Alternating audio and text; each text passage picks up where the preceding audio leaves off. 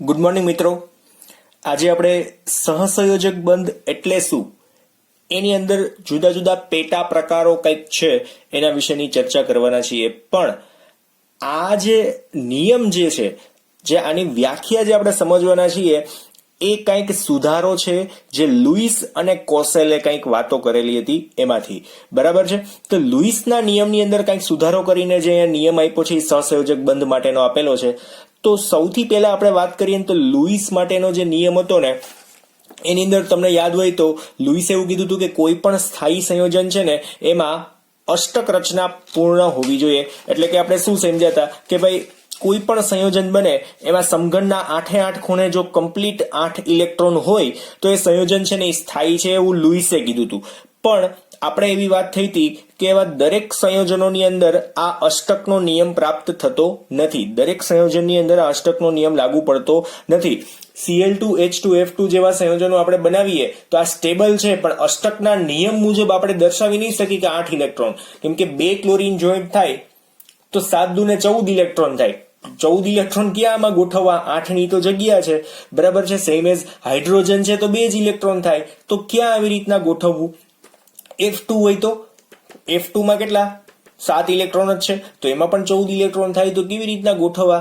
છતાંય આ લોકો સ્ટેબલ છે. એટલે લુઈસ છે ને ત્યાં થોડોક નબળો પડ્યો હતો કે ભાઈ દરેક માટે એવું પોસિબલ થયું નહીં. બરાબર? આપણે અમુક એક્ઝામ્પલ આપ્યા એમાં લાગુ પડ્યું હતું, પણ દરેક એક્ઝામ્પલ માટે લાગુ પડ્યું નહોતું.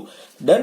પછી કોસેલે તૈયારી કરી હતી. જો કોસેલે શું વાત કરી હતી તો આપણે કાલના લેક્ચરમાં જોઈ ગયા કે કોસેલે એવું કીધું કે આવર્ત કોષ્ટકમાં સૌથી ઊંચા વિદ્યુત ઋણતા ધરાવતા હેલોજન અને સૌથી ઊંચી વિદ્યુત ધનમયતા ધરાવતા આલ્કલી તત્વો એ ઉમદા વાયુથી થોડાક અલગ છે. પણ જો વિદ્યુત ઋણમય તત્વ ઇલેક્ટ્રોન મેળવે અને વિદ્યુત ધનમય તત્વ ઇલેક્ટ્રોન દાન કરે તો એ એકની ઉપર ઋણ વીજ ભરાવે, એકની ઉપર ધન વીજ ભરાવે.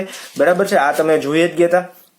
અને બીજી એની અંદર વાત કરી હતી કે પ્લસ અને માઇનસ ચાર્જ એકબીજા સાથે ભેગા થઈ શકે. ભેગા થાય તો જે રચના બનાવે ને એને સ્થાયી રચના બને છે. એના માટે ખાસ વાત હતી કે ધન આયન અને ઋણ આયન વચ્ચે સ્થિર વિદ્યુતીય આકર્ષણ થાય. એટલે પ્લસ ચાર્જ અને માઇનસ ચાર્જ એમની વચ્ચે શું થાય? કંઈક આકર્ષણ થાય. પ્લસ માઇનસ વચ્ચે જ આકર્ષણ હોય ને. પ્લસ પ્લસ વચ્ચે અપાકર્ષણ, માઇનસ માઇનસ વચ્ચે પણ અપાકર્ષણ. પણ પ્લસ માઇનસ વિરુદ્ધ વીજભાર હોય તો એમની વચ્ચે શું થાય? આકર્ષણ થાય. તો આ આકર્ષણના લીધે જે બંધ બને છે એને શું કહેવાય? વિદ્યુત સંયોજક બંધ. બરાબર છે? વિદ્યુત સંયોજક બંધ. આના વિશેની વાત થઈ ગઈ. અને ખાસ કીધું હતું કે આ સમજણ જે છે એ આયનીય સંયોજનો માટે ખાસ ઉપયોગી હતી. પણ અહીંયા પણ જો અષ્ટક રચના વાળી કોઈ વાત આવતી નથી. એટલે અષ્ટક રચના પ્રાપ્ત થાય બધા એક્ઝામ્પલ ની અંદર નહોતું. એટલે મેં પેલું જ એક્ઝામ્પલ અહીંયા જે આપ્યું હતું સોડિયમ ક્લોરાઇડ, આમાં અષ્ટક રચના પ્રાપ્ત થતી હતી. NH2NP6 પેલામાં શું થતું હતું? અષ્ટક રચના કઈ રીતના પ્રાપ્ત થાય કે બંને સ્ટેબલ થાય તો બંને એકબીજા સાથે જોડાય તો સ્ટેબલ સંયોજન જ કહેવાય. ઇટ મીન્સ કે સોડિયમ જે છે એ સોડિયમ પ્લસ બની જાય ને તો એની રચના હિલિયમ NH2NP6 અથવા તો 2s2 અને નિયોન બેમાંથી કોઈ પણ એક જેવી રચના કરી શકાય, કાં તો આના જેવી કાં તો આના જેવી. બરાબર? Cl માઇનસ બને તો આર્ગોન અથવા તો નિયોન 3s2 જેવી રચના થઈ ગઈ. ઇટ મીન્સ કે એને પ્લસ અવસ્થાની અંદર સ્ટેબલ છે, Cl માઇનસ અવસ્થાની અંદર સ્ટેબલ છે, એકબીજા ભેગા થાય તો એ સ્થાયી રચના પ્રાપ્ત કરે. સેમ એઝ બીજું એક એક્ઝામ્પલ હતું. શું હતું અહીંયા? જો અહીંયા અષ્ટક રચના, આપણે અષ્ટક શબ્દને એક્ઝેક્ટલી ઉપયોગમાં નથી લઈ શકતા. એનું કારણ શું કે ઓલું અષ્ટક મીન્સ કે ઓલા સમઘન વાળી વાત અહીંયા લાગુ પડતી નથી. લુઈસની અંદર સમઘન હતો. બરાબર? આની અંદર સમઘન બનશે નહીં. બરાબર? આમાં સમઘનની કોઈ વાત જ નહીં આવે. Ca2+ બને તો આર્ગોન જેવી રચના, F- બને તો નિયોન જેવી રચના. બરાબર? બે એકબીજા સાથે જોડાય તો સ્થાયી રચના પ્રાપ્ત કરી શકે. એટલે કોસેલ અલગ વાત હતી અને લુઈસ છે એ અલગ વાત હતી. લુઈસમાં સમઘનની અંદર 8 ઇલેક્ટ્રોન આવવા જોઈએ અને અષ્ટક રચના પ્રાપ્ત કરવાની હતી. આની અંદર શું છે કે ધન આયન અને ઋણ આયન વચ્ચે આકર્ષણ થાય અને કંઈક સંયોજન બને છે. એને આપણે વિદ્યુત સંયોજક બંધથી જોડાયેલું એક આયનીય સંયોજનની વાત હતી. બરાબર છે? અને અષ્ટકનો નિયમ પણ કંઈક હતો કે ભાઈ પરમાણુઓ સંયોજકતા ઇલેક્ટ્રોન એક પરમાણુમાંથી બીજા પરમાણુમાં સ્થાનાંતરણ થાય. ઇટ મીન્સ કે એક મેળવે છે અને એક ગુમાવે છે. બરાબર? અથવા તો સંયોજકતા ઇલેક્ટ્રોન એટલે કે બાહ્યતમ કક્ષાના ઇલેક્ટ્રોન, સંયોજકતા ઇલેક્ટ્રોનને શું કહેવાય? બાહ્યતમ કક્ષાના ઇલેક્ટ્રોન ની ભાગીદારી કરીને તેમની સંયોજકતા કોષનું અષ્ટક બનાવે. એને આપણે શું કહી શકીએ? અષ્ટકનો નિયમ. હવે આ જ નિયમ છે ને થોડો ઘણો સહસંયોજક બંધની અંદર આપણે ઉપયોગમાં લેવાનો છે. એટલે બાહ્યતમ કક્ષાના ઇલેક્ટ્રોન અથવા તો સંયોજકતા ઇલેક્ટ્રોન બોથ આર સેમ, શબ્દો બે સરખા છે, બાહ્યતમ કક્ષા અને સંયોજકતા કક્ષા. બરાબર છે. સંયોજકતા કક્ષા એટલે બહારની કક્ષાના ઇલેક્ટ્રોન, બાહ્યતમ કક્ષા એટલે બહારની કક્ષાના ઇલેક્ટ્રોન, સાદી ગુજરાતી ભાષામાં કહીએ તો. બરાબર. સંયોજકતા શબ્દ એટલે માટે આપ્યો છે કે બહારની કક્ષાના જે ઇલેક્ટ્રોન છે ને એ બીજા તત્વોના ઇલેક્ટ્રોન સાથે જોડાવાનો ગુણ ધરાવે છે, એટલા માટે એને કીધું છે બાહ્યતમ કક્ષાના ઇલેક્ટ્રોન અથવા તો સંયોજકતા કક્ષાના ઇલેક્ટ્રોન. બરાબર. બે શબ્દ એક જ છે, ખાલી અથવામાં તમે એને ઉપયોગમાં લઈ શકો છો. દરેક વખતે કહી દઉં છું, ક્યાંક ઉપર લખી નાખજો સંયોજકતા ઇલેક્ટ્રોન ઓબ્લિક બાહ્યતમ કક્ષાના ઇલેક્ટ્રોન. બરાબર છે. બે એક સરખા છે અને બંને ઇલેક્ટ્રોન જો ભાગીદારી કરે તો એમની વચ્ચે બંધ બની શકે ખરી. બરાબર. એટલે ભાગીદારી કરીને સંયોજકતા કોષનું અષ્ટક બનાવે છે. આને શું કહેવાય? અષ્ટકનો નિયમ. આટલો જ ચેન્જ છે અહીંયા બોલવામાં. ડેફિનેશન ને ખાસ 5-10 વાર લખીને પ્રિપેર કરજો. ડન. ચાલો હવે આજનો જે નિયમ છે સહસંયોજક બંધ એટલે શું, આપણે જે મોસ્ટ ઇમ્પોર્ટન્ટ જરૂરી પાર્ટ જે ચેપ્ટરનો છે ને એમાં સૌથી પહેલો પોઈન્ટ આપણે લુઈસ બિંદુ નિરૂપણ સમજી ગયા હતા. હવે બીજો પાર્ટ જે સમજવાનો છે એ સહસંયોજક બંધ. શું કામ એને? કેમ કે આગળના બે સમજ્યા ને એમાં છે ને બધાની અંદર કઈક મર્યાદા છે. દરેક સંયોજનો માટે એ બંને નિયમો લાગુ પડતા નથી. કયા? લુઈસ અને કોસેલ. લુઈસ અને કોસેલ જે છે એ બંને નિયમો રાસાયણિક બંધનની અંદર આગળ જતા ખોટા પડ્યા છે, કેમ કે દરેક સંયોજન માટે એ લાગુ પાડી શકાતા નહોતા. પણ આ સહસંયોજક બંધવાળો જે નિયમ ભણવાના છે દરેક વખતે લાગુ પડશે અને ખાસ ઉપયોગી બનવાનો છે. એટલે ખાસ હવેથી ચેપ્ટરનો મોસ્ટ ઇમ્પોર્ટન્ટ પાર્ટ આ લેક્ચર નંબર 3 થી સ્ટાર્ટ થાય છે એવું તમારે સમજવાનું છે. બરાબર.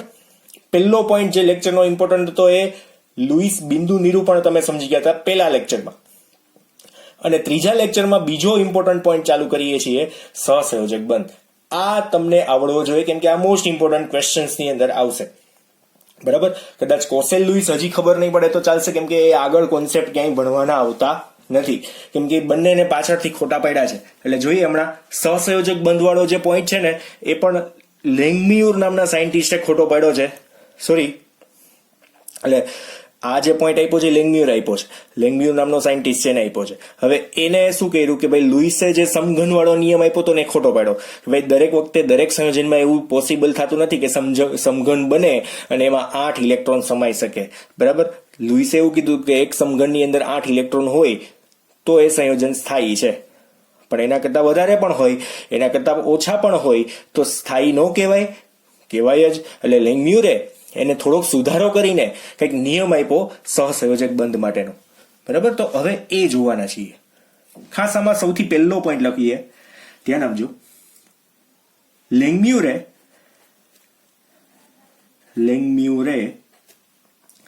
લુઈસની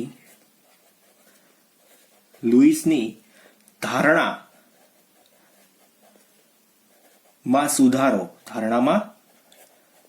સુધારો કરી સહસંયોજક બંધ વિશે રજૂઆત કરી. શું સુધારો કર્યો? તો લુઈસભાઈ એવું કહી ગયો તો તમને લોકોને ફરી પાછું બીજી વખત કહી દઉં કે લુઈસે એવું કીધું હતું કે કોઈ પણ તત્વો એકબીજા સાથે જોડાય તો અષ્ટક રચના પ્રાપ્ત થવી જોઈએ અને સમઘનમાં 8 ઇલેક્ટ્રોન ગોઠવવા જોઈએ.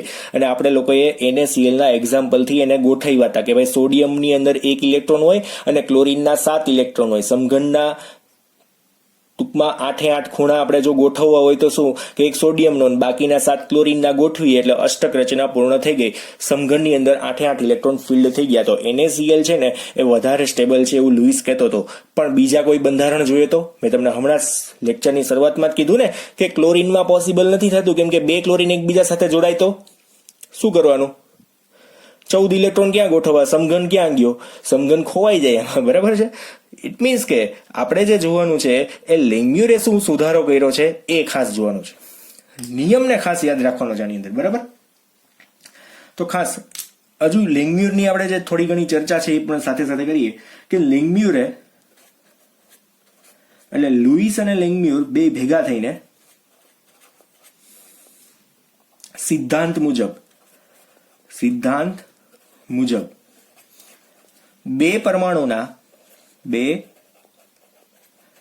પરમાણુના સંયોજકતા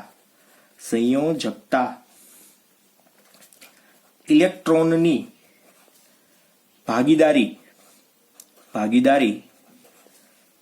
થઈ શું બને છે? સહસંયોજક બંધ બને. એ તો મેં તમને પહેલા કીધું. આ બંનેના મત મુજબ શું કે ભાઈ બે પરમાણુ એના સંયોજકતા ઇલેક્ટ્રોન એટલે બાહ્યતમ કક્ષાના ઇલેક્ટ્રોન ની ભાગીદારી થાય તો શું બની જાય? સહસંયોજક બંધ બની શકે. બરાબર છે? કઈ રીતના? ફોર એક્ઝામ્પલ હું તમને જો કહું ને તો એ ખરેખરમાં આવું કંઈક કહેવા માંગે છે. ફોર એક્ઝામ્પલ, દાખલા તરીકે આ હાઇડ્રોજન છે. હાઇડ્રોજનની બાહ્યતમ કક્ષામાં કેટલા ઇલેક્ટ્રોન હોય? એક ઇલેક્ટ્રોન હોય ને, બરાબર? વત્તા એમાં એક જ ઇલેક્ટ્રોન છે ને હાઇડ્રોજન પાસે આમનામ. હવે બંને હાઇડ્રોજનને મારે ભેગા કરવા હોય તો હું શું કરું કે હાઇડ્રોજન આ એનો એક ઇલેક્ટ્રોન, બીજો હાઇડ્રોજન બીજાનો એક ઇલેક્ટ્રોન, અને એમની વચ્ચે કંઈક બંધ બને છે.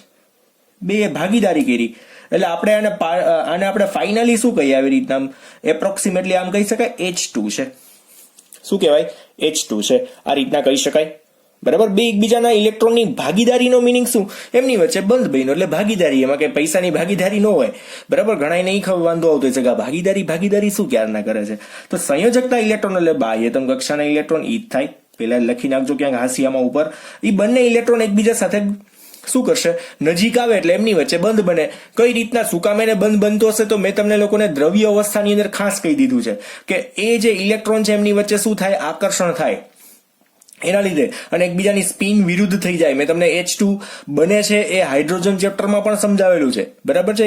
H2 શું કામ એને બને છે એટલે આપણે બે ચેપ્ટર પહેલા લેવાના કારણો એ જ હતા કે બંધ બને છે તો એમની વચ્ચે શું થાય? આકર્ષણના લીધે એકબીજાની નજીક આવે ને પછી એમની વચ્ચે શું બને? કાંઈક બંધ બન્યો. બરાબર? અહીંયા ઇલેક્ટ્રોન હોય તો બંધ બને, ન હોય તો કાંઈ એમને લીટો ન કરવાનો હોય. બરાબર? ઇલેક્ટ્રોનની વચ્ચે ભાગીદારી થાય, એક ઇલેક્ટ્રોનની વચ્ચે ભાગીદારી થઈ તો એક બંધ બન્યો કહેવાય. અને આપણે ટૂંકમાં આને શું લખી શકીએ? H2. આ શું છે? પેરેલલ ટુ ની નિશાની છે કે ભાઈ આવી રીતના લખી શકાય એની નિશાની છે. બરાબર? તો હવે ડેફિનેશન લખીએ. સહસંયોજક બંધની વ્યાખ્યા શું છે? બરાબર? વ્યાખ્યા લખીએ.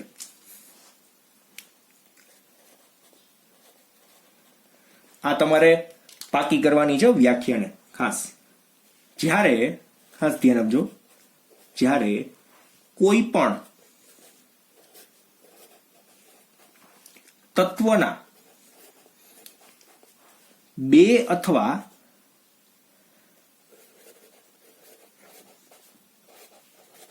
વધુ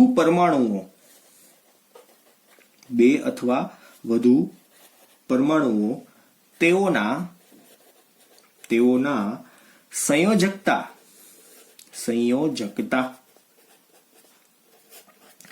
ઇલેક્ટ્રોનની સહિયારી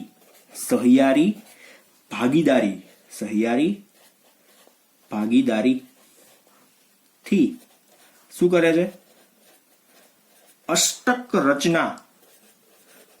રચના પ્રાપ્ત કરે ત્યારે રચાતા બંધને શું કહેવાય? સહસંયોજક બંધ કહે છે. સમજાય છે?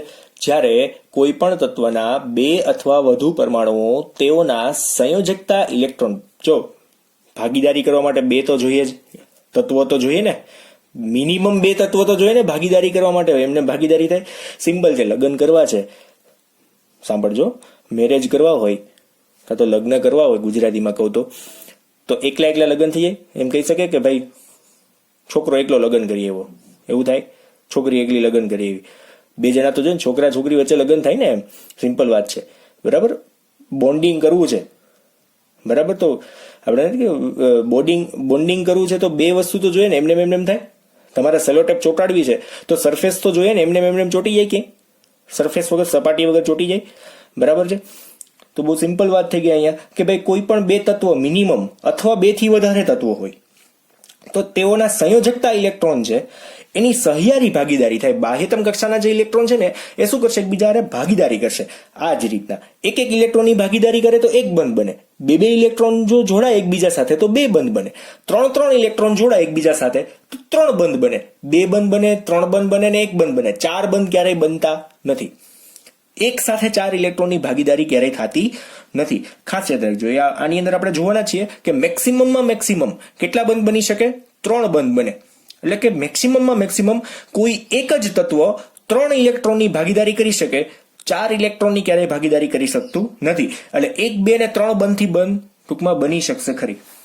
એટલે આપણે વ્યાખ્યા ખાસ યાદ રાખવાની છે કે જ્યારે કોઈ પણ તત્વના બે અથવા વધુ પરમાણુઓ તેઓના સંયોજકતા ઇલેક્ટ્રોનની સહિયારી ભાગીદારીથી શું કરી નાખે છે, અષ્ટક રચના પ્રાપ્ત કરે છે. હવે આ અષ્ટક રચના કઈ રીતના પ્રાપ્ત કરે ને એ આપણે ખાસ જોશું. કેમ કે અમુક તત્વો એવા છે, દાખલા તરીકે હાઇડ્રોજન જોશું તો હાઇડ્રોજનની અંદર અષ્ટક રચના પ્રાપ્ત નથી થતી, પણ હિલિયમ જેવું એ કેવું બની જાય છે, સ્થાયી બને છે. હિલિયમ જેવું સ્થાયી તો બને જ છે, બરાબર. એટલે નિષ્ક્રિય વાયુ જેવી રચના તો પ્રાપ્ત કરી જ નાખે છે, બે ભેગા થાય એટલા માટે. તો આપણે એને કહી શકશું કે અષ્ટક રચના પ્રાપ્ત કરી કહેવાય, બરાબર. એટલે અષ્ટક રચના પ્રાપ્ત કરે છે ત્યારે રચાતા બંધને શું કહેશું આપણે, સહસંયોજક બંધ, બરાબર છે, સહસંયોજક બંધ. તો ટૂંકમાં આમાં આપણે લખી શું શકીએ ખાસ કે આમ, એટલે ક્વેશ્ચન પૂરો નથી થઈ ગયો, કેમ કે ઘણાને એમ હોય કે આમ છેલ્લે આવે ને એટલે બધું પૂરું થતું હોય. સહસંયોજક બંધની રચનામાં ભાગ લેતા પ્રત્યેક પરમાણુ ઓછામાં ઓછા કેટલા ઇલેક્ટ્રોન, ઓછામાં ઓછા એક ઇલેક્ટ્રોનની ભાગીદારી માટે જવાબદાર હોય છે. સહસંયોજક બંધ તો જ રચાય. મિનિમમ એક ઇલેક્ટ્રોન તો દાન કરવો પડે, દાન શું ભાગીદારીમાં લેવો પડે ને, તો જ બંધ રચાય ને, એમને થોડુંક રચાય, બરાબર. એક ઇલેક્ટ્રોન તો ભાગીદારી કરવા જોઈએ તો જ સિંગલ બંધ બને ને, એમને આકર્ષણ છે, ખાલી આકર્ષણ છે તો એમ થોડુંક હાલે, બરાબર છે. બંધ તો બનવો પડે, અને બંધ બનાવવા માટે એક ઇલેક્ટ્રોનની ભાગીદારી ખાસ જરૂરી હોય છે. ડન. તો હવે જો આમાં એક ઇલેક્ટ્રોનની ભાગીદારી કરીએ તો શું બને, એક સહસંયોજક બંધ બને. તો આની અંદર પેટા પ્રકારની અંદર જઈએ કે જો એક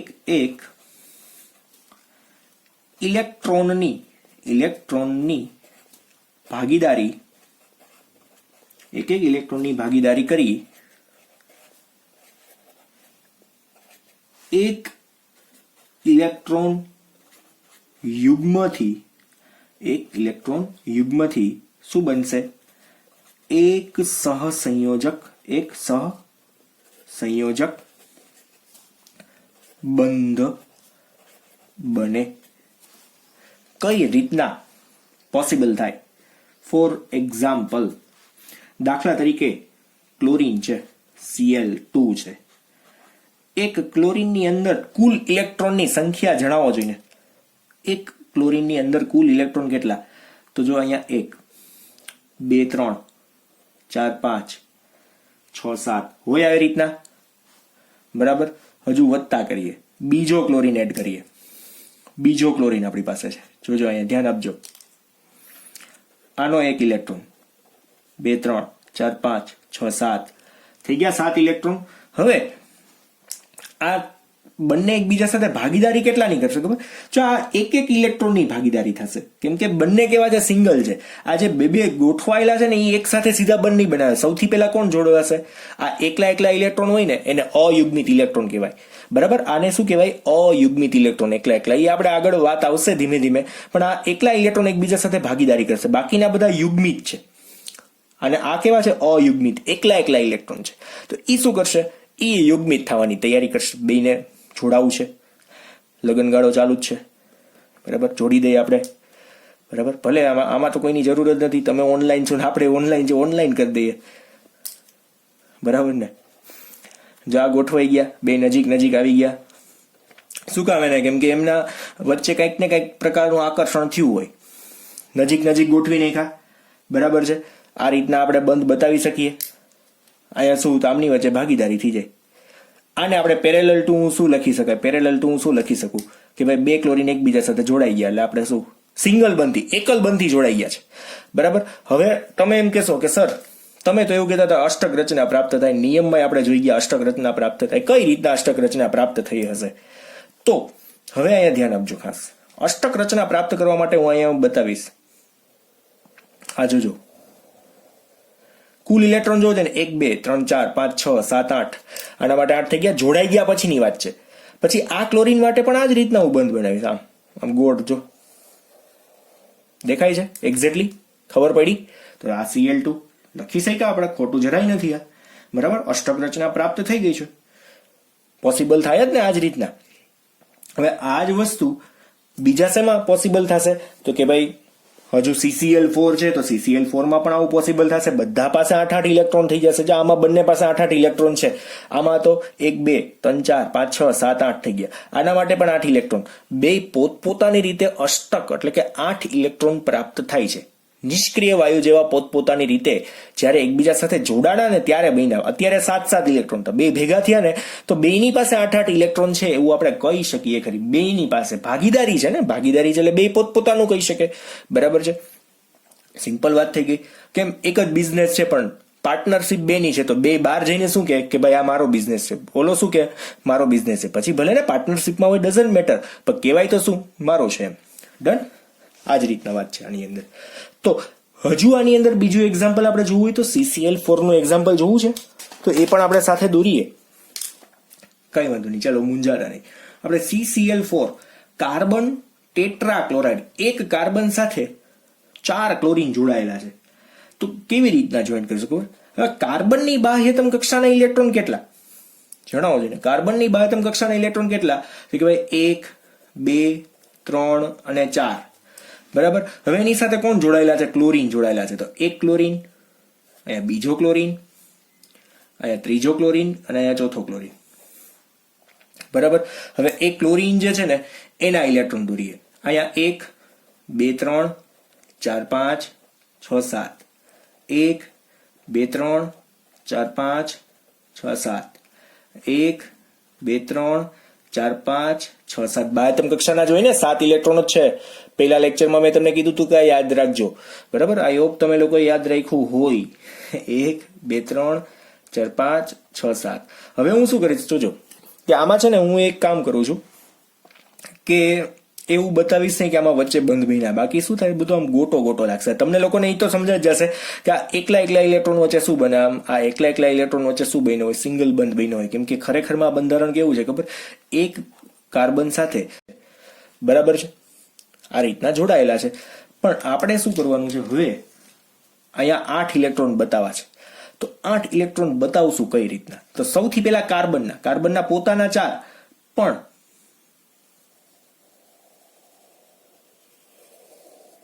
આ બધા સાથે ભાગીદારી કરે તો કુલ ઇલેક્ટ્રોન કેટલા દેખાય જોવો જોઈએ. હવે 8 દેખાય છે. કાર્બનના પોતાના 4 અને બીજા કેટલા 1 2 3 અને 4, 8 ઇલેક્ટ્રોન થઈ ગયા. આ ક્લોરીનને ઘટતા હતા, 1 ઇલેક્ટ્રોન ઘટતો હતો તો 1 આવી ગયો, થઈ ગયા 8. જોડાઈ ગયા પછી થયા ને, એમને તો ન થયા. આને 1 ઇલેક્ટ્રોન ઘટતો હતો, થઈ ગયા 8, બરાબર. આને 1 ઇલેક્ટ્રોન ઘટે છે, થઈ ગયા 8. રેડી. અને સેમ એજ આને પણ 1 ઘટે છે. ડન. તો આ રીતના પોસિબલ થઈ શકે. બધાની અષ્ટક રચના પ્રાપ્ત થાય છે, પણ જો એકબીજા સાથે જોડાય તો, જોડાયા વગર પોસિબલ થશે નહીં, બરાબર. હવે આની અંદર આપણે 2 ઇલેક્ટ્રોનની ભાગીદારી કરીએ એવા સંયોજને જોવા જોશે ને. 2 ઇલેક્ટ્રોનની ભાગીદારી જો તત્વના પરમાણુઓ વચ્ચે 2 ઇલેક્ટ્રોનની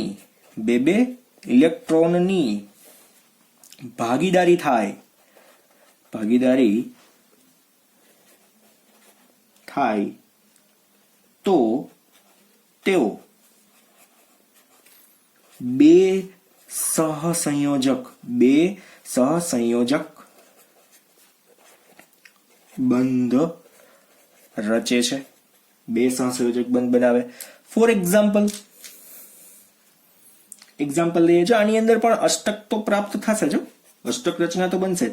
દાખલા તરીકે O2 છે, તો એક ઓક્સિજન છે વત્તા આપણે બીજો ઓક્સિજન રાખીએ. પેલા તો બેને છૂટા છૂટા રાખ્યા, પછી આપણે બેને ભેગા કરશું, બરાબર છે, એ પછી કરીએ. પેલા આપણે અહીંયા બતાવી દઈએ, ધ્યાન આપજો. એક ઓક્સિજન પાસે કેટલા ઇલેક્ટ્રોન? 1 2 3 4 5 6. આ બાજુ પણ કેટલા? 1 2 3 4 5 6. છૂટા છૂટા છે, 6 6 છે ઇલેક્ટ્રોન. હવે આને 8 8 કરવા હોય તો, પોતપોતાની સાથે 8 8 કરવા હોય તો, અષ્ટક પ્રાપ્ત કરવું હોય તો શું કરવાનું? તો બે બે ઇલેક્ટ્રોનની ભાગીદારી કરશે. એટલે શું બનશે અહીંયા? જોજે ને, અહીંયા એક ઓક્સિજન છે, એક ઓક્સિજન આપણે અહીંયા થોડોક દૂર દોરીએ, એટલે શું કરશું? અહીંયા જો આના બે ઇલેક્ટ્રોન નજીક આવી ગયા, આના બે ઇલેક્ટ્રોન નજીક આવી ગયા, પછી આ તો હતા જ, બરાબર. હવે શું કરશે? ભાગીદારી કરીને એટલે શું બતાવવાનું આપણે ખબર છે? કઈ રીતના બંધ બતાવશું જોજો. આમાં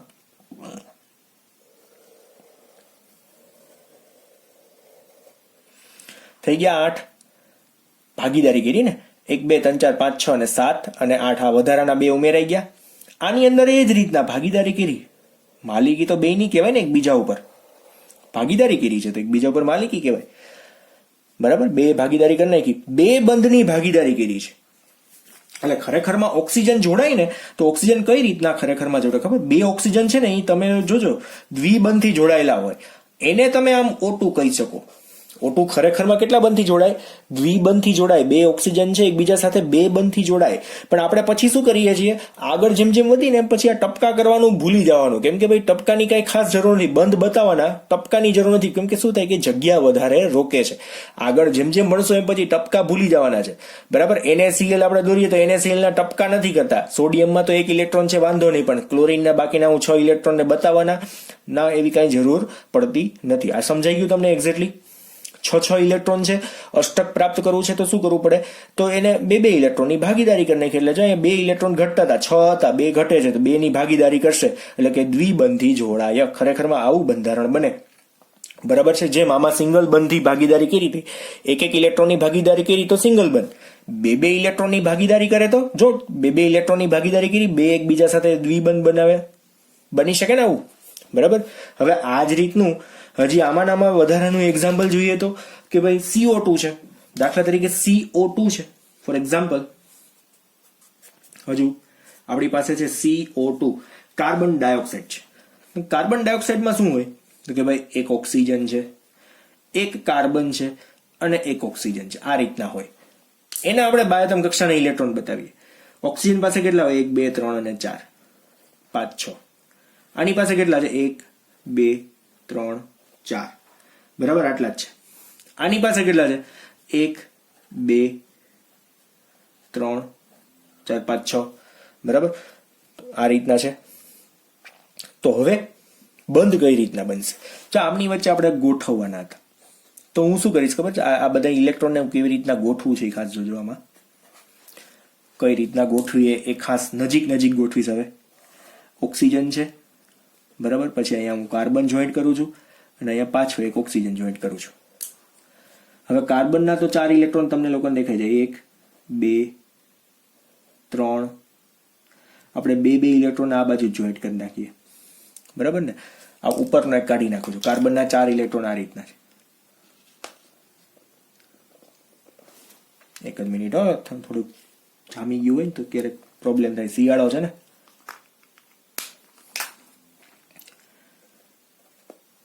ઓક્સિજનના કેટલા? 6. આ બાજુ પણ ઓક્સિજનના કેટલા છે? 6 ઇલેક્ટ્રોન, બરાબર છે ને. કાર્બનના 4, આ 4 ને મેં આ રીતના ગોઠવી નાખ્યા. હવે જો અહીંયા ચકેડા કરું છું હું, દરેકના કેટલા થશે? 8 થવા જોઈએ. દરેક પાસે 8 ભાગીદારી કર્યા પછી. તો આનું જોજો, આ ઓક્સિજન થઈ ગયા 8, પછી આ બાજુનું ઓક્સિજન થઈ ગયા 8. કાર્બન કે મારો શું વાંક? તો કાર્બન શું કરશે? કાર્બન કે હું તમારા 2 લઈ જાઉં. જોજો 2 લઈ જાય છે એના ઇલેક્ટ્રોન, બધા પાસે 8 થઈ ગયા, દેખાય છે તમને? જો પેલું રાઉન્ડમાં 1 2 3 4 5 6 અને 7 8 આ પેલા રાઉન્ડમાં, વચ્ચેનું રાઉન્ડ છે ને એમાં કાર્બનના 2 અને 2 4, પછી આ બે ના 2 2 લઈ લીધા એટલે બીજા 8, ટોટલ 8 થઈ ગયા. સેમ એઝ આ રાઉન્ડની અંદર કેટલા દેખાય છે? આ રાઉન્ડમાં ટોટલ 8 ઇલેક્ટ્રોન, બધામાં 8 ઇલેક્ટ્રોન થઈ ગયા, તો અષ્ટક પૂર્ણ થઈ ગયું. તો આને આપણે કઈ રીતના બતાવી શકીએ? તો ઓક્સિજન છે એને 2 ઇલેક્ટ્રોનની ભાગીદારી કરી કાર્બન હારે, અને આ બાજુ કાર્બને ઇલેક્ટ્રોનની ભાગીદારી કરી ઓક્સિજને. હવે આમાં બાકીના ઇલેક્ટ્રોનને બતાવવાની જરૂર નથી. જ્યારે આપણે દ્વિબંધ આમ બતાવી દીધો ને, તો તમારે આવી કઈ જરૂર દેખાડવાની પડતી નથી કે હું ભાઈ સર આ રીતના 2 બંધ બતાવ્યા, તો આમાં ઓક્સિજનના 2 ઇલેક્ટ્રોનને ભાગીદારી નથી કરી, તો આને બતાવીએ તો બતાવો તો ચાલે, પણ બતાવવાની કઈ ખાસ જરૂર પડતી નથી. ખરેખરમાં CO2 નું બંધારણ આ રીતનું જ હોય, બરાબર? CO2 જે છે ખરેખરમાં આ રીતના જોડાય છે, તમને લોકોને ખબર પડવી જોઈએ, બરાબર? તો આવા સાદા સાદા એક્ઝામ્પલ છે, તમે લોકો જાતે ટ્રાય કરજો. એક એક્ઝામ્પલ આપું છું, C2 અને H4. C2H4 એટલે C2H4 ને આપણે કેવી રીતના કરી દઉં? H2C ડબલ બોન્ડ CH2, બરાબર? આમાં અષ્ટક રચના પ્રાપ્ત થાય ને એવા તમારે ચકેડા બનાવવાના છે. આપણે આગળના લેક્ચરની અંદર તમને બતાવી દઈશ કઈ રીતના બને, બરાબર? આના પછીનો જ્યારે લેક્ચર આવે ને ત્યારે હું તમને અહીંયા દોરી દઈશ, એટલે હું પણ અહીંયા જગ્યા ખાલી રાખી દઉં. તમે લોકો તમારી રીતે ટ્રાય કરજો અને ટેલી કરજો કે આના પછીના લેક્ચરની અંદર હું જ્યારે બતાવું ત્યારે આનો આન્સર આવશે કે કઈ રીતના ખરેખરમાં આ બંધારણ તમને આવું પૂછાય. C2H4 સોરી C2H5 નહીં, C2H4 છે. એટલે તમે ખાસ ધ્યાન આપજો આની અંદર કઈ રીતના ઇલેક્ટ્રોન બન્યા હશે, જોડાણા કઈ રીતના હશે. દરેક પાસે 8 ઇલેક્ટ્રોન થવા જોઈએ. હા, એક હાઇડ્રોજન છે ને એમાં 2 ઇલેક્ટ્રોન થશે, એટલે હાઇડ્રોજન તમારે દર્શાવવાની જરૂર નથી, પણ કાર્બન તો તમારે દર્શાવવાના છે. કેમ કે હાઇડ્રોજન છે મેં તમને પહેલાય સમજાવ્યું એમ હિલિયમ જેવી રચના છે, કેમ કે એમાં ઇલેક્ટ્રોન ઓછા છે, તો હિલિયમ જેવી રચના છે, એટલે આપણે એને કઈ દર્શાવવાની જરૂર નથી. અષ્ટક રચના એમાં દેખાડવા જોશે, ટૂંકમાં મળશે જ નહીં આપણને. કઈ રીતના છે એ હું તમને આગળના લેક્ચરમાં કહીશ, અત્યારે કહેતો નથી. કાર્બનની માત્ર તમારે દેખાડવાની છે. જેમ આમાં કાર્બનમાં 8 છે એમ આમાં કાર્બનમાં 8 ઇલેક્ટ્રોન થાય છે કે નહીં એ તમારે મને કહેવાના છે. ડન? ઓકે, ચાલો. તો હવે આના પછી 3 ઇલેક્ટ્રોનની ભાગીદારી કરવી પડશે. 3 ઇલેક્ટ્રોનની ભાગીદારી કરીએ તો શું થાય મને કહેવાનું છે તમારે. જોઈએ, જો તત્વના પરમાણુઓ વચ્ચે એક ને એક જ લાઈનો છે, 3 ઇલેક્ટ્રોનની ભાગીદારી થાય. 3 ઇલેક્ટ્રોનની ભાગીદારી થાય તો તેઓ 3 સહસંયોજક બંધ રચે છે, બરાબર? 3 સહસંયોજક બંધ રચે છે. કઈ રીતના રચતા હશે તો એ આપણે જોઈએ. એની અંદર સાદું એક્ઝામ્પલ નાઇટ્રોજન નું આપવાનું છે. નાઇટ્રોજન દાખલા તરીકે છે આપણી પાસે N2, બરાબર? તો N2 ને આપણે કઈ રીતના દર્શાવશું? તો અહીં નાઇટ્રોજન વત્તા બીજો નાઇટ્રોજન કરી નાખું છું. હવે આની ફરતે આપણે ઇલેક્ટ્રોન ગોઠવીએ. નાઇટ્રોજનના કુલ ઇલેક્ટ્રોન કેટલા હોય ભાઈ? 7 ઇલેક્ટ્રોન હોય ને. તો અહીંયા કેવી રીતના બતાવીશ ખબર છે? 7 હોય કે 5? કુલ ઇલેક્ટ્રોન 7 હોય, પણ બાહ્યતમ કક્ષાના કેટલા? તેમાંથી 2 ઇલેક્ટ્રોન કાઢી નાખો હિલિયમના, એટલે કેટલા વધે? 7 માંથી 2 જાય તો 5. મેં તમને આગળ શીખવાડ્યું હતું. તો અહીંયા 3 ઇલેક્ટ્રોન, અહીંયા કેટલા ઇલેક્ટ્રોન? 2. આ બાજુ પણ કેટલા ઇલેક્ટ્રોન? 3. અહીંયા 2. 3 ઇલેક્ટ્રોનની ભાગીદારી કરવાની છે ને, તો 3 ની ભાગીદારી કરીએ. નાઇટ્રોજનમાં 3 ની ભાગીદારી પોસિબલ છે, બરાબર? શું થશે? N અને N બાજુમાં હું રાખી દઉં. પછી 3 ઇલેક્ટ્રોન દોરી નાખીએ. 1 2 3. આના પણ નાઇટ્રોજનના 1 2 3. આ બાજુના બાકીના. હવે સમજી લો કે આ નાઇટ્રોજન પાસે 5 છે, ઘટે કેટલા ઘટે છે? 3 ઘટે ને. ભાગીદારી કર્યા પછી 3 મળી ગયા. જોજો ને, આ 6 અને 2 8 થઈ ગયા. અને આ નાઇટ્રોજન છે આની સાથે ભાગીદારી કરશે, તો એના 5 અને એના બીજા 2 3, એટલે ટોટલ કેટલા થઈ ગયા? 8. એટલે ફાઇનલી આપણે એવું કહી શકીએ કે એક નાઇટ્રોજન છે એ બીજા નાઇટ્રોજન સાથે 3 ઇલેક્ટ્રોનની ભાગીદારી કરે તો મેક્સિમમ કેટલા બંધ બને? 3. પછી તમે એને આ રીતના પણ લખી શકો ખરી. કઈ રીતના? N ટ્રિપલ બોન્ડ N અને બાકીના 2 ઇલેક્ટ્રોન બાકી રહી ગયા એવું દર્શાવવું હોય તો દર્શાવી શકાય ખરી. બરાબર છે. અને હું તમને લોકોને એના કદાચ એવું હોય ને તો વધારાના થોડા ઘણા એક્ઝામ્પલ આપીશ કે જેમાં અષ્ટક રચનાઓ પ્રાપ્ત થતી હશે. પછી હા, 1 થી 5, 6 ની અંદર 1 થી આમ તો 5 સુધી બોરોન સુધીમાં અમુક જગ્યાએ અષ્ટક રચના તમને જોવા નહીં મળે, પણ બાકીના દરેકની અંદર અષ્ટક રચના પ્રાપ્ત થતી હશે એ તમે એક્ઝેક્ટલી જોઈ શકશો. બરાબર છે. 1 થી 5 બોરોન સુધીમાં વાંધો આવે છે, કાર્બનથી તમે અષ્ટક રચના પ્રાપ્ત થાય એવા સંયોજનો કરી શકશો. આપણે એક્ઝામ્પલ હું તમને લોકોને સાથે સાથે આપીશ, પણ હજુ લુઈસ બિંદુ માટેનો એક નિયમ છે એ સમજ્યા પછી એ પહેલા નહીં આપું. બરાબર છે. હવે અહીંયા ટોટલ આપણે આટલા પોઈન્ટ જોયા. હજુ એક આની અંદર એક્ઝામ્પલ આપી દઉં, પછી આપણે નવા ક્વેશ્ચન બાજુ જાશું, પણ આજે નહીં. નવો ક્વેશ્ચન છે એ તમારી ટેક્સ્ટ બુકમાં નથી.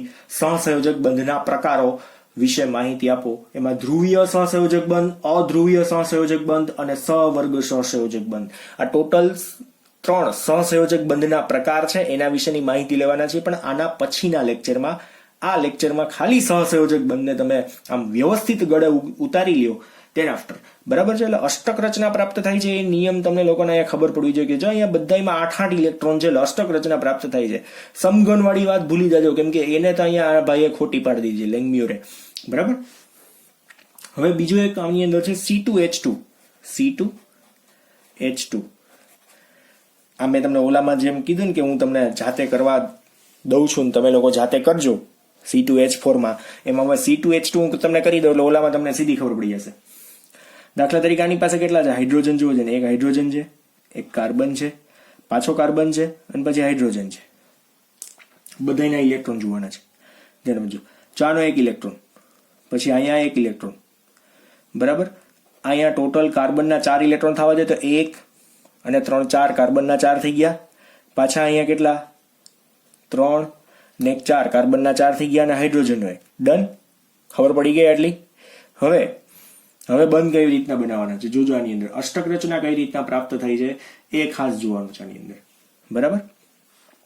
તો અહીંયા નજીક રાખીએ તો સીધા જ હું તમને કરાવી દઉં. પ્લસ વચ્ચે ક્યાંય મેં લખ્યા જ નથી એટલા માટે જ તે કે તમને લોકોને ખબર પડે. બરાબર. અષ્ટક રચના પ્રાપ્ત કરવા માટે શું કરવું પડશે? તો આમની વચ્ચે 3 બંધ છે તો આને આપણે શું કહી શકશું? ફાઇનલી આમ લખી શકીએ H. આમની વચ્ચે સિંગલ બંધ, 2 ઇલેક્ટ્રોનની ભાગીદારી તો એક જ બંધ બને. 3 ઇલેક્ટ્રોનની ભાગીદારી તો કેટલા બંધ બને? 3. અને અહીંયા શું હશે? આ રીતનું. બરાબર. થાય ને પોસિબલ? બહુ સિમ્પલ વાત થઈ ગઈ. બરાબર. એટલે આ હાઇડ્રોજન માટે આપણે અહીંયા 2 ઇલેક્ટ્રોન બતાવી શકીએ. કાર્બન માટે અહીંયા 8 ઇલેક્ટ્રોન છે એવું આપણે એક્ઝેક્ટલી બતાવી શક્યા ખરી. બરાબર છે. કાર્બન માટે ટોટલ કેટલા? તો કે ભાઈ 8 ઇલેક્ટ્રોન છે. 2 એકબીજા સાથે જોડાય તો 8 ઇલેક્ટ્રોન થવા જોઈએ. આની અંદર આ એકબીજા સાથે જોડાય તો 8 ઇલેક્ટ્રોન થતા નથી. બરાબર. એટલે હાઇડ્રોજનને આપણે અહીંયા ટૂંકમાં નિગ્લેક્ટ રાખવાનો છે. હાઇડ્રોજન માટે એવી કોઈ વાત આવશે નહીં કે જેમાં અષ્ટક પૂર્ણ થાય, કેમ કે હાઇડ્રોજનમાં 8 ઇલેક્ટ્રોન પોસિબલ જ નથી થવાના ને. ક્યારેય થાય જ નહીં 8 ઇલેક્ટ્રોન તો. બરાબર છે. પણ કાર્બનના પોસિબલ થઈ શકે. કાર્બનની અંદર 8 ઇલેક્ટ્રોન પોસિબલ કરવા હોય તો આપણે એક સાથે સીધા 8 ઇલેક્ટ્રોન પોસિબલ કરી શકાય ખરી. બરાબર. બાકી આવું પોસિબલ થતું નથી, એટલે ખાસ તૈયારી રાખવી. તો હવે ટોટલ જે અહીંયા 3 પાર્ટ હતા એ 3 પાર્ટ આખે આપણે કમ્પ્લીટ કરી નાખ્યા છે. હવે બાકીનું જે બાકી છે એમાં હું તમને 8 અષ્ટક પૂરું કરી દઉં. હું તમને વધારે મજા આવશે. આ અષ્ટક પૂરું નથી કર્યું ને તમને વળી પાછું એમ થાય કે આ ક્યાં શું કરી નાખ્યું. બરાબર ને. પોસિબલ એવું તમને થતું જ હશે કે અષ્ટક કેવી રીતના થયું, તો એ દોરી જ નાખીએ આપણે અષ્ટકને.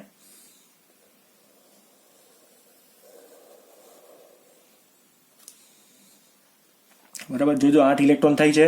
6 ને 2 8 ના આ બાજુ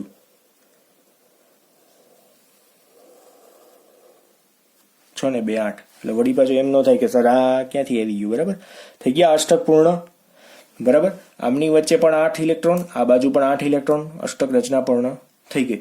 સેમ એજ આની અંદર એવું જ રીતના થવાનું છે. આની અંદર પણ આ જ રીતના બંધારણ બનવાનું છે. એટલે તમે દોરવું હોય ને તો તમે કદાચ થોડું ઘણું દોરી શકો ખરી કે ભાઈ હાઇડ્રોજન છે, પછી અહીંયા કાર્બન છે, પછી હાઇડ્રોજન છે, પછી અહીંયા કાર્બન છે અને અહીંયા હાઇડ્રોજન છે અને અહીંયા હાઇડ્રોજન છે. બરાબર. આ રીતના કંઈક બંધારણ હોય તો 2 ઇલેક્ટ્રોન અહીંયા, 2 ઇલેક્ટ્રોન અહીંયા, એક અહીંયા, એક અહીંયા, એક અહીંયા અને એક અહીંયા, અને હાઇડ્રોજનના પોતાના ઇલેક્ટ્રોન. બરાબર. હવે આમાં અષ્ટક પૂર્ણ કરવું હોય તો કેવી રીતના કરવાનું? હવે અમારાથી રહેવાનું નહીં, જવાબ દઈ જ દઉં. બરાબર, એટલે વળી પાછું તમારે કઈ બાકી ન રહે. બરાબર ને, હારો જવાબ પતી જાય એમ. બરાબર, તો 8 ઇલેક્ટ્રોન કઈ રહ્યા? 1 2 3 4 5 6 7 અને 8. જોજો, આપણે તો 8 ભેગા કરવાના છે. થઈ ગયા 8. 1 2 3 4 5 6 અને 7 અને 8 સેમ એઝ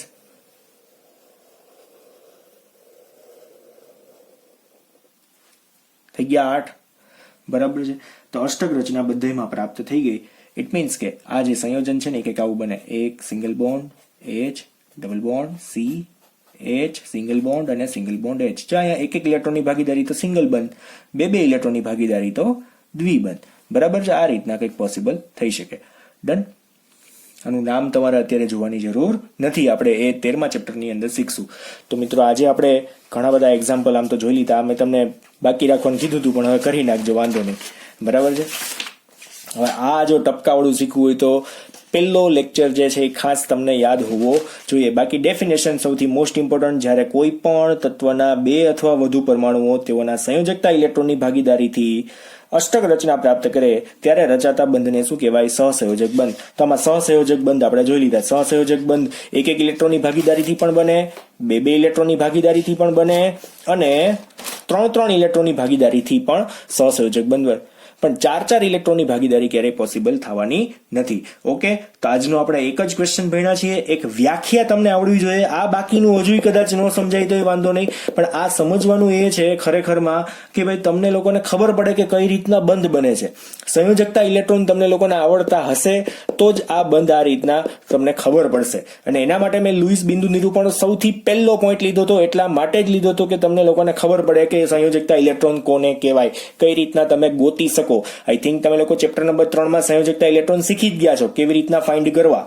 પણ આમાં મેં તમને બીજી વખત ફાઇન્ડ કરતા શીખવાડ્યા, પછી એને લુઈસ બિંદુ નિરૂપણ પણ સમજાવ્યું ને એના ઉપરથી આપણે બંધની રચના શીખ્યા. એટલે આજનો ક્વેશ્ચન ઇમ્પોર્ટન્ટ છે.